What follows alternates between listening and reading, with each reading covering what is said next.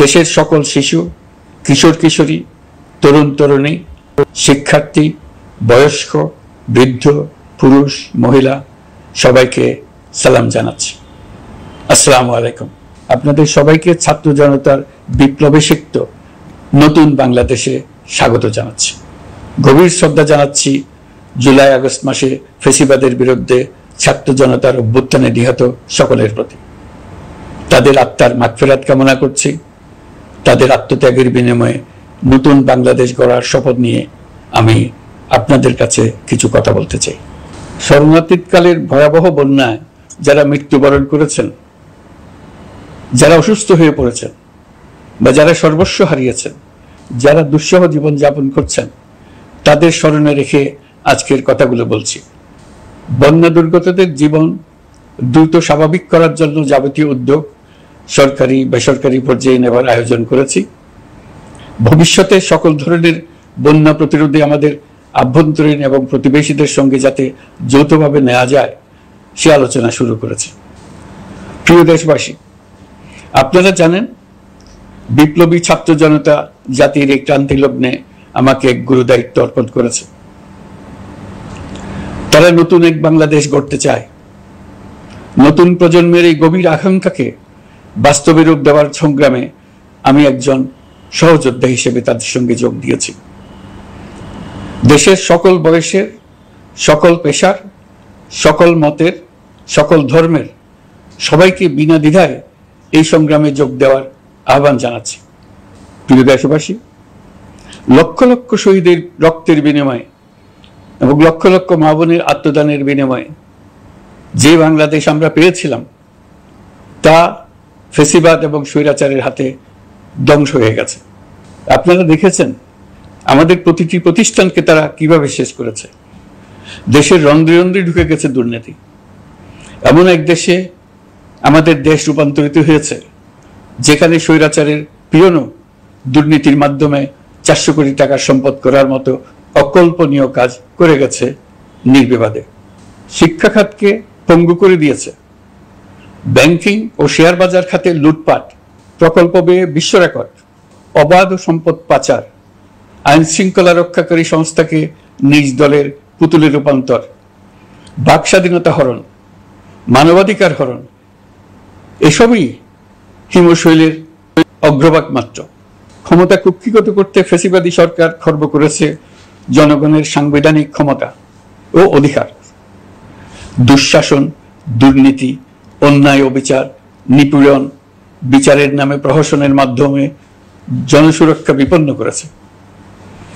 জনগণকে নির্যাতন, বঞ্চনা ও বৈষম্যের মুখোমুখি দাঁড় করিয়ে দিয়েছে। নতুন প্রজন্মের মানুষ সহ কোটি কোটি মানুষের ভোটাধিকারকে বছরের পর বছর হরণ করেছে। মানুষের এগিয়ে যাওয়ার পথে সকল ধরনের প্রতিবন্ধকতা তৈরি করে স্বৈরাচার তার নিজের, পরিবারের ও দলের কিছু মানুষের হাতে দেশের মালিকানা তুলে দিয়েছে।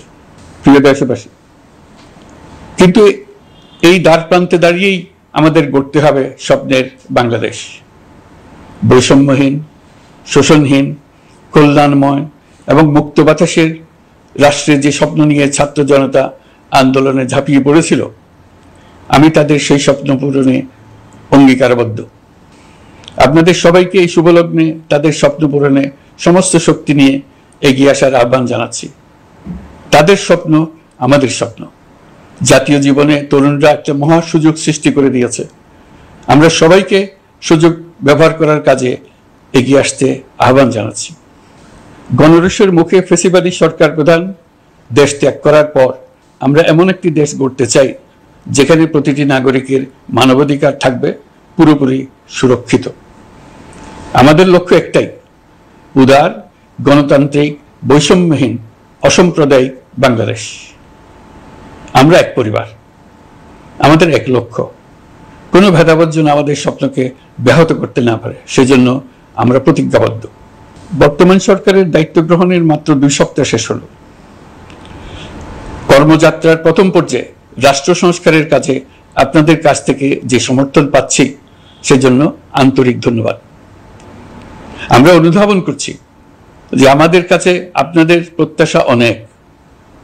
এই প্রত্যাশা পূরণে আমরা বদ্ধপরিকর। যদিও দীর্ঘদিনের গণতন্ত্রহীনতা, 15 বছরের ফেসিবাদী শাসন ব্যবস্থা প্রায় প্রতিটি ক্ষেত্রেই আমাদের জন্য পর্বতসম চ্যালেঞ্জ রেখে গিয়েছে, কিন্তু এই চ্যালেঞ্জ গ্রহণে আমরা প্রস্তুত। আজ আমি সরকারের পক্ষ থেকে আপনাদের দোয়া ও সহযোগিতা কামনা করতে আপনাদের সামনে এসেছি। শুধু আমি বলবো, আপনাদের একটু ধৈর্য ধরতে হবে। এখনই সব দাবি পূরণ করার জন্য জোর করা, প্রতিষ্ঠানে ঢুকে ব্যক্তিবিশেষকে হুমকির মধ্যে ফেলা, মামলা গ্রহণের জন্য চাপ সৃষ্টি করা, বিচারের জন্য গ্রেফতারকৃত ব্যক্তিকে আদালতে হামলা করে আগেই এক ধরনের বিচার করে ফেলার যে প্রবণতা, তা থেকে বের হতে হবে। ছাত্র জনতার বিপ্লবের গৌরব ও সম্ভাবনা এসব কাজে ম্লান হয়ে যাবে। নতুন বাংলাদেশ গড়ার প্রচেষ্টা হইতে ব্যাহত হবে। রাতারাতি এই পরিস্থিতি থেকে উত্তরণ কঠিন। নড়বড়ে এক কাঠামো, আমি বরং বলবো জনস্বার্থের বিপরীতমুখী এক কাঠামোর উপর দাঁড়িয়ে আমাদেরকে দেশ পুনর্গঠনের কাজে হাত দিতে হয়েছে। আমরা এখান থেকেই বাংলাদেশকে এমনভাবে করতে চাই যেন এদেশে জনগণই সত্যিকার অর্থে সকল ক্ষমতার উৎস হয়, বিশ্ব দরবারে একটি মানবিক ও কল্যাণকর রাষ্ট্র হিসেবে সমাদৃত হয়। তরুণ প্রজন্ম, শিক্ষার্থী ও জনতার আত্মত্যাগের প্রতি সম্মান জানাতে রাষ্ট্র সংস্কারের কাজে সফল আমাদের হতেই হবে, এর আর কোনো বিকল্প নেই। প্রিয় দেশবাসী, আপনারা ইতিমধ্যে জেনেছেন জুলাই আগস্ট মাসে গণ অভ্যুত্থানে বল প্রয়োগ ও হতাহতের যে দুঃসহ ঘটনা ঘটানো হয়েছে তার স্বচ্ছ তদন্ত করতে জাতিসংঘের মানবাধিকার কমিশনের প্রধানকে বাংলাদেশে এসে তাদের তদন্ত শুরু করতে আমরা আমন্ত্রণ জানিয়েছি। তদন্তের এই প্রক্রিয়া এই সপ্তাহে শুরু হবে। তাদের প্রথম দল ইতিমধ্যে এসে গেছে।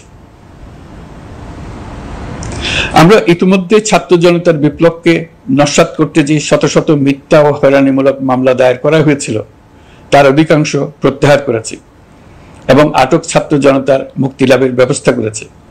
পর্যায়ক্রমে মিথ্যা ও গায়েবী সকল মামলার ক্ষেত্রে অনুরূপ ব্যবস্থা গ্রহণ করে মানুষকে দুঃসহ ভোগান্তি থেকে মুক্ত করা হবে। ন্যায় বিচার নিশ্চিত করতে গণ অভ্যুত্থানের সকল শহীদ পরিবারকে পুনর্বাসন করবে। সকল আহত শিক্ষার্থী ও জনতার চিকিৎসার সম্পূর্ণ ব্যয় সরকার বহন করবে। সেই লক্ষ্যে স্বাস্থ্য মন্ত্রণালয়ের নেতৃত্বে উপদেষ্টা পরিষদে বৈষম্য বিরোধী ছাত্র আন্দোলনের প্রতিনিধিত্বকারী 2 জন উপদেষ্টার সহায়তায় একটা পূর্ণাঙ্গ তালিকা প্রস্তুত করা হচ্ছে। এই কার্যক্রমের জন্য এবং গণ অভ্যুত্থানের শহীদদের স্মৃতি ধরে রাখতে সরকার অতি দ্রুত জুলাই গণহত্যা স্মৃতি ফাউন্ডেশন নামে একটি ফাউন্ডেশন প্রতিষ্ঠা করার প্রক্রিয়া শেষ পর্যায়ে এনেছে। আপনাদের সবার এবং বিদেশে অবস্থানরত ভাই বোনদের অনুদান এই প্রতিষ্ঠানে পাঠানোর জন্য অনুরোধ করছি। আমি ব্যক্তিগতভাবে এই প্রতিষ্ঠানের চেয়ারম্যানের পদ গ্রহণ করেছি। প্রিয় দেশবাসী, আপনারা লক্ষ্য করেছেন দায়িত্ব গ্রহণ করেই আমাদেরকে আইন শৃঙ্খলা অঙ্গনে অস্থির পরিস্থিতি সামাল দিতে হয়েছে। আপনাদের সহযোগিতা ও সমর্থনে দেশপ্রেমিক সকল আইন শৃঙ্খলা রক্ষাকারী বাহিনী কাজে যোগ দিয়েছে। ফ্যাসিবাদী সরকার প্রশাসনের চরম দলীয়করণ করার ফলে বিপুল সংখ্যক কর্মকর্তা কর্মচারী দীর্ঘদিন বৈষম্যের শিকার হয়েছেন। আমরা ইতিমধ্যে সংশোধনমূলক ব্যবস্থা গ্রহণ করতে আরম্ভ করেছি, তবে প্রশাসনকে গতিশীল রাখতে এবং একই সাথে সুনির্দিষ্ট পদ্ধতি অনুসরণ করে সঠিক সিদ্ধান্তে উপনীত হতে সময় প্রয়োজন। সেজন্য সকলকে ধৈর্য ধরার অনুরোধ করছি। প্রশাসনের সকল ক্ষেত্রে প্রতিষ্ঠানগুলো যেন জনগণের আস্থা ফিরে পায়, সেটি আমাদের অন্যতম উদ্দেশ্য। লুটপাট ও দুর্নীতির আখড়ায় পরিণত করা ব্যাংকিং খাতে সুশাসন নিশ্চিত করার জন্য আমরা উদ্যোগ নিয়েছি। এই খাতে দক্ষ জনবল নিয়োগ দেওয়া হচ্ছে।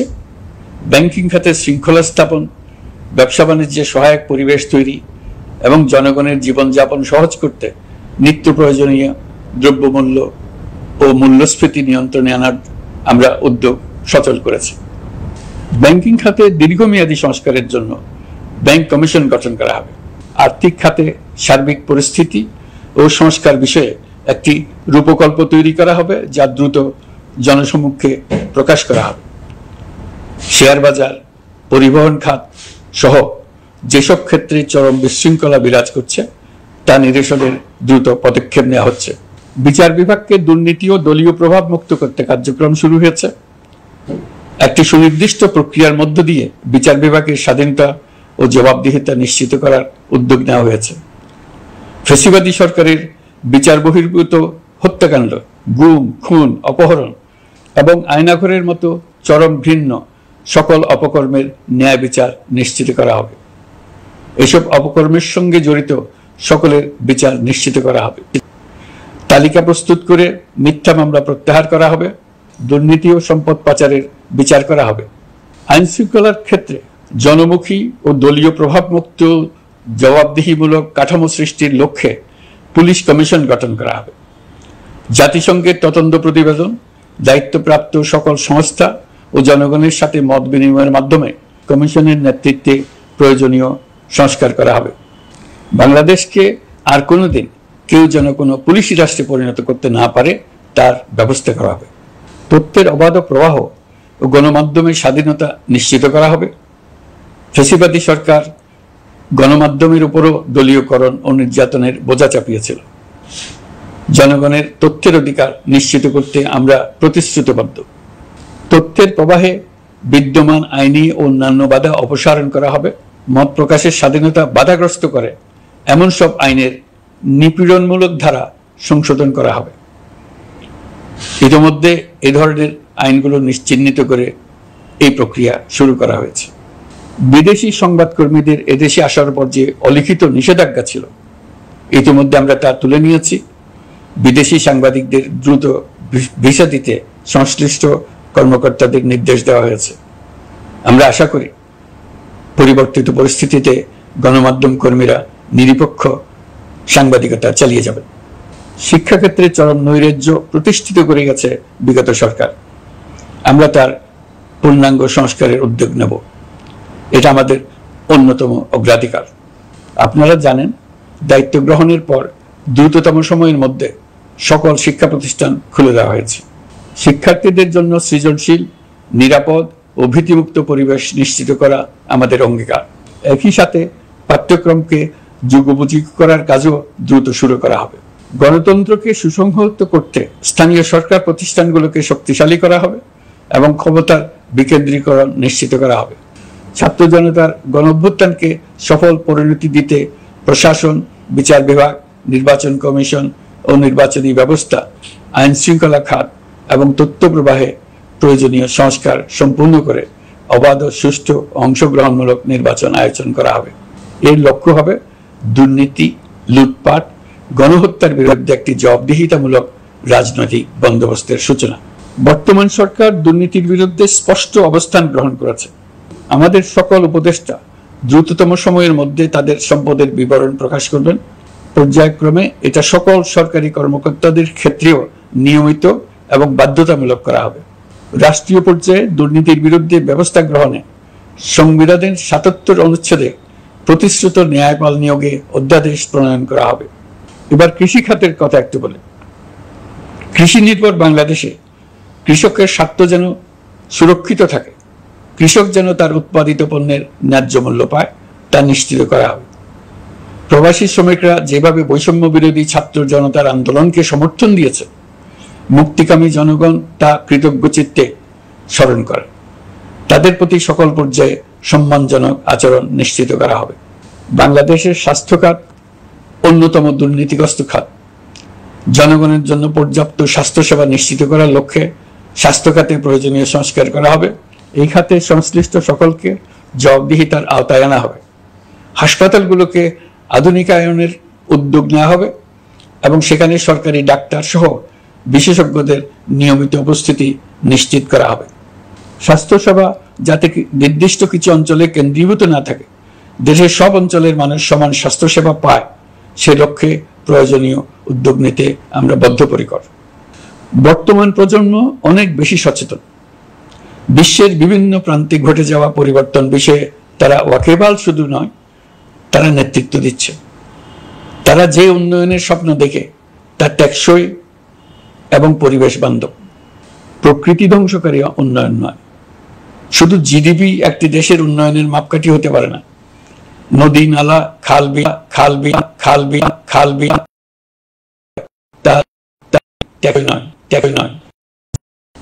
জ্বালানির বিরুদ্ধে পরিবেশবাদীদের সাথে আমাদের সরকারের অবস্থান সামঞ্জস্যপূর্ণ। জলবায়ু পরিবর্তন রোধ করতে এবং আগামী প্রজন্মের জন্য সুস্থ একটা পৃথিবী রেখে যেতে কার্বন নিঃসরণ শূন্যের কোঠায় নামিয়ে আনার বিকল্প নেই। আমাদের সরকার পরিবেশ ও জলবায়ু রক্ষায় সর্বোচ্চ গুরুত্ব দেবে। এই কার্যক্রমে তরুণ সম্প্রদায়কে সম্পৃক্ত করা হবে। ইতোমধ্যে বিভিন্ন রাষ্ট্র ও জাতিসংঘ বর্তমান সরকারের কর্মসূচির প্রতি সমর্থন ব্যক্ত করেছে। আমরা সকল রাষ্ট্রের সাথে বন্ধুত্বপূর্ণ সম্পর্ক বজায় রাখব। আমাদের পররাষ্ট্রনীতির ভিত্তি হবে পারস্পরিক আস্থা, বিশ্বাস ও সহযোগিতা। আমরা মানবাধিকার আইন সহ সকল আন্তর্জাতিক আইনের প্রতি শ্রদ্ধাশীল।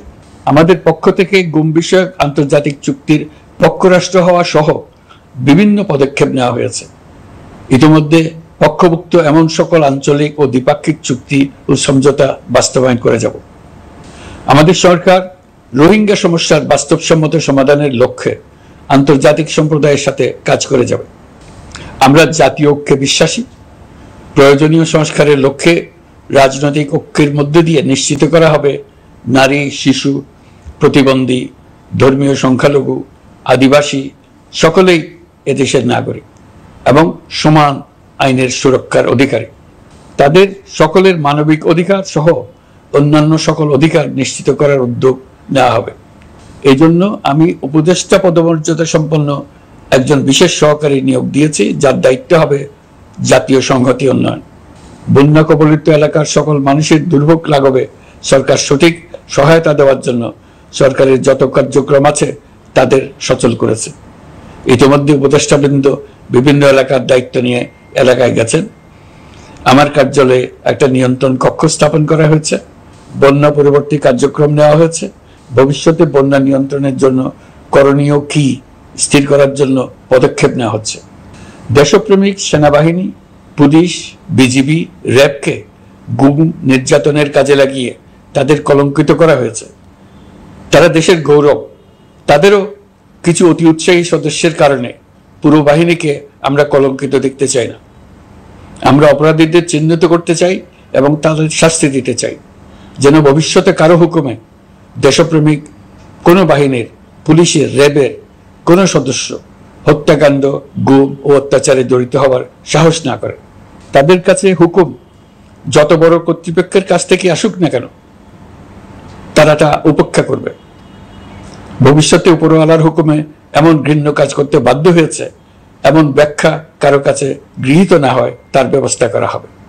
আমি দেশরক্ষা বাহিনী, পুলিশ বাহিনী এবং অন্যান্য সহল বাহিনীকে নির্দেশ দিয়েছি তারা তাদের মধ্যে যারা হত্যাকাণ্ড, গুম, খুন বা শারীরিক মানসিক অত্যাচারে সরাসরি জড়িত তাদের চিহ্নিত করে বিচারের ব্যবস্থা করতে। যারা গুম হয়েছে, হত্যার শিকার হয়েছে তাদের তালিকা প্রস্তুত করতে। তাদের পরিবার সমূহকে সান্ত্বনা দেওয়ার ভাষা আমার নাই। তাদের জীবনে শান্তি ফিরিয়ে আনতে আমরা প্রচেষ্টা অব্যাহত রাখব। আমি সকল দেশরক্ষা বাহিনী ও আইনশৃঙ্খলা বাহিনীকে তাদের উপর জনগণের সম্পূর্ণ আস্থা ফিরিয়ে আনতে সকল পদক্ষেপ গ্রহণ করতে নির্দেশ দিয়েছি। গত 15 বছরের দুর্নীতি, অর্থ পাচার ও জনস্বার্থ বিরোধী চুক্তি স্বাক্ষর, প্রকল্পের নামে লুটপাট ইত্যাদি তথ্য নিয়ে একটি শ্বেতপত্র প্রণয়নের জন্য আমি ইতিমধ্যে একটি কমিটি গঠন করেছি। আমি বিভিন্ন দেশের রাষ্ট্রদূত এবং দাতা সংস্থার প্রতিনিধিদের সঙ্গে বৈঠক করেছি এবং করে যাচ্ছি। ছাত্র জনতার গণঅভ্যুত্থানের পর দেশ গঠনের জন্য সকল প্রকার আর্থিক অন্যান্য সহযোগিতার জন্য তাদেরকে অনুরোধ জানাচ্ছি। তারা এই ব্যাপারে আগ্রহ দেখাচ্ছে। তাদের কাছে আমাদের প্রস্তাব শুভ প্রণয়ন করে দ্রুত পাঠানোর ব্যবস্থা নিয়েছে। তাদেরকে অনুরোধ জানিয়েছি তারা যেন পরিস্থিতির কারণে অতি দ্রুত অর্থ ছাড় করার ব্যবস্থা নেন। তাদেরকেও বলেছি যে অবস্থার মধ্য দিয়ে আমরা যাচ্ছি তা যেমন একটি দুর্যোগপূর্ণ সময়, তেমনি এটা জাতির জীবনে মস্ত বড় সুযোগ। এই সুযোগকে যেন আমরা পূর্ণভাবে কাজে লাগাতে পারি, সেই জন্য তাদের সহযোগিতা চেয়েছে। এই গণ অভ্যুত্থানে বিদেশে অবস্থানকারী বাংলাদেশিরা অত্যন্ত গুরুত্বপূর্ণ ভূমিকা পালন করেছেন। জাতি তাদের অবদান বিশেষভাবে স্মরণ করবে। নতুন বাংলাদেশ গড়ার কাজে আমরা তাদের অংশগ্রহণ চাইব। আমাদের একটি লক্ষ্য হবে বিদেশগামী এবং প্রত্যাবর্তনকারী প্রত্যেক প্রবাসী শ্রমিককে মর্যাদা ও সম্মানের সঙ্গে দেশে আসা এবং যাওয়া নিশ্চিত করা। সে ব্যাপারে শিগগিরই পদক্ষেপ নেওয়া হবে। বিদেশে অবস্থানরত সকলের কাছে আমার আবেদন, তারা যেন তাদের উপার্জিত অর্থ অফিসিয়াল চ্যানেলে দেশে পাঠান। দেশের অর্থনৈতিক সংকট উত্তরণে এই অর্থ বিশেষভাবে প্রয়োজন। কি কি ব্যবস্থা নিলে তাদের জন্য অফিসিয়াল চ্যানেলে অর্থ পাঠানো সহজ হবে সেটা সম্বন্ধে আমরা তাদের পরামর্শ নেব। সারা দেশ ঘুষের মহাসমুদ্রে নিমজ্জিত। কিভাবে ঘুষ থেকে আমরা মুক্ত হতে পারি তার জন্য আমাদের পরামর্শ দেন। শুধু এই কাজটা নিয়ে অগ্রসর হতে পারলেই আমি মনে করি দেশের জন্য এই সরকার একটা গুরুত্বপূর্ণ অবদান রেখে গেছে বলে স্মরণীয় হয়ে থাকবে। আমি কথা দিচ্ছি, এই ব্যাপারে আমি আমার সর্বশক্তি নিয়োজিত করব। আমাদের দায়িত্ব দেশের সকল মানুষকে একটি পরিবারের বন্ধনে আবদ্ধ করা। পরিবারে মতভেদ থাকবে, বাকবিতণ্ডা হবে, কিন্তু আমরা ভাই বোন, আমরা বাবা মা, আমরা কেউ কারো শত্রু না। কাউকে তার মতের জন্য শত্রু মনে করব না, কাউকে ধর্মের কারণে শত্রু মনে করব না, কাউকে লিঙ্গের কারণে শত্রু মনে করব না। আমরা সবাই সমান, কেউ কারো উপরে, কেউ কারো নিচে না। এই ধারণা আমরা জাতীয় জীবনের সর্বক্ষেত্রে প্রতিষ্ঠিত করতে চাই। একটা বিশেষ ব্যাপারে আমরা আপনাদের সহযোগিতা চাচ্ছি। আমাদের দায়িত্ব গ্রহণের পর থেকে প্রতিদিন সচিবালয়ে, আমার অফিসের আশেপাশে, শহরের বিভিন্ন স্থানে সমাবেশ করা হচ্ছে। গত 16 বছরের অনেক দুঃখ কষ্ট আপনাদের জমা আছে, সেটা আমরা বুঝি। আমাদের যদি কাজ করতে না দেন তাহলে এই দুঃখ ঘোচানোর সকল পথ বন্ধ হয়ে যাবে। আপনাদের কাছে একান্ত অনুরোধ, আমাদের কাজ করতে দেন। আপনাদের যা চাওয়া তা লিখিতভাবে আমাদেরকে দিয়ে যান। আমরা আপনাদের বিপক্ষ দল নয়। আইনসঙ্গতভাবে যা কিছু করার আছে আমরা অবশ্যই তা করব, কিন্তু আমাদেরকে ঘেরাও করে এই গুরুত্বপূর্ণ দিনগুলোতে আমাদের কাজে বাধা দেবেন না। সবাই মিলে তাদের বোঝান, তারা যেন এই সময়ে তাদের অভিযোগের প্রতি দৃষ্টি আকর্ষণের জন্য আমাদের দৈনন্দিন গুরুত্বপূর্ণ কাজে বাধা না দেন। একটা বিষয়ে সবাই জানতে আগ্রহী, কখন আমাদের সরকার বিদায় নেবে। এটার জবাব আপনাদের হাতে। কখন আপনারা আমাদেরকে বিদায় দেবেন? আমরা কেউ দেশ শাসনের মানুষ নই। আমাদের নিজ নিজ পেশায় আমরা আনন্দ পাই। দেশের সংকটকালে ছাত্রদের আহ্বানে আমরা এই দায়িত্ব গ্রহণ করেছি। আমরা সমস্ত শক্তি দিয়ে দায়িত্ব পালন করব। আমাদের উপদেষ্টা মণ্ডলীও এই লক্ষ্যে উদ্বুদ্ধ হয়ে সবাই মিলে একটা টিম হিসেবে কাজ করে যাচ্ছি। কখন নির্বাচন হবে সেটা সম্পূর্ণ রাজনৈতিক সিদ্ধান্ত, আমাদের সিদ্ধান্ত নয়। দেশবাসীকে ঠিক করতে হবে আপনারা কখন আমাদেরকে ছেড়ে দেবেন। আমরা ছাত্রদের আহ্বানে এসেছি, তারা আমাদের প্রাথমিক নিয়োগকর্তা। দেশের আপামর জনসাধারণ আমাদের নিয়োগ সমর্থন করেছে। আমরা ক্রমাগতভাবে সবাইকে বিষয়টি স্মরণ করিয়ে যাব, যাতে হঠাৎ করে এই প্রশ্ন উত্থাপিত না হয় আমরা কখন যাব। তারা যখনই বলবে আমরা চলে যাব। আমরা সংস্কারের অংশ হিসেবে নির্বাচন কমিশনকেও সংস্কার করব। কমিশনকে যে কোনো সময় আদর্শ নির্বাচনের জন্য প্রস্তুত রাখব। আমরা বিভিন্ন সংস্কারের কাজ শুরু করেছি। দেশবাসীকে অনুরোধ করব একটা আলোচনা শুরু করতে। আমরা সর্বনিম্ন কি কি কাজ সম্পূর্ণ করে যাব, কি কি কাজ মোটামুটি করে গেলে হবে। এই আলোচনার মাধ্যমে আমরা একটা দিক নির্দেশনা পেতে পারি। তবে চূড়ান্ত সিদ্ধান্ত রাজনৈতিক সিদ্ধান্ত, সেটা রাজনৈতিক আলোচনা থেকেই আসবে। এই দিক নির্দেশনা না পেলে আমরা দাতা সরকার এবং আন্তর্জাতিক অর্থনৈতিক প্রতিষ্ঠানসমূহের সঙ্গে আলোচনায় দৃঢ়তার সঙ্গে অগ্রসর হতে পারছি না। আমি নিশ্চয়তা দিচ্ছি, আমরা আমাদের পক্ষ থেকে মেয়াদ বৃদ্ধির কোনো প্রশ্ন তুলব না। আমরা আপনাদের সকলের দোয়া চাই। যে কদিন আছি সেই সময়টুকু উপদেষ্টা মণ্ডলীর প্রত্যেকে নিজ নিজ সাধ্যমতো দেশের এই সংকটকালে সংকট উত্তরণে যেন নিজ নিজ মেধা সাধ্যমতো কাজে লাগাতে পারে। নতুন বাংলাদেশ গড়ার যে সুযোগ ছাত্র জনতার রক্তের বিনিময়ে আমরা অর্জন করলাম, আমরা আমাদের মতানৈক্যের কারণে সেটা যেন হাতছাড়া করে না ফেলে, এটা আমরা নিশ্চিত করতে চাই।